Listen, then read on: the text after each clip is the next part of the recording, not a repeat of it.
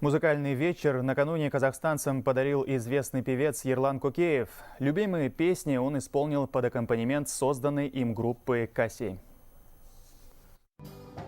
Выступать в онлайн-формате для Ерлана Кокеева не ново. Публика всегда рада видеть его прямые трансляции в соцсетях. Его голос, харизма и артистизм всегда привлекали толпы фанатов.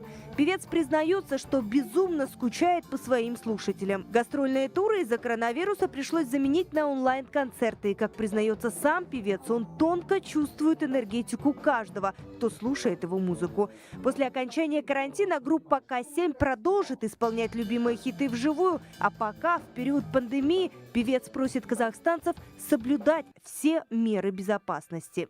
Наше здоровье находится в наших руках. Если мы будем понимать одну простую вещь, что только мы сами можем себя уберечь, не выходя из дома, тогда будет правильно. Нет худа без добра. Мы улучшаем наше мастерство, мы сидим дома, занимаемся, учим новые музыкальные композиции, занимаемся дома с детьми. Такие онлайн-концерты звезд казахстанской эстрады проходят с 3 апреля. Организатором выступила Академфилармония и столичная Акимат.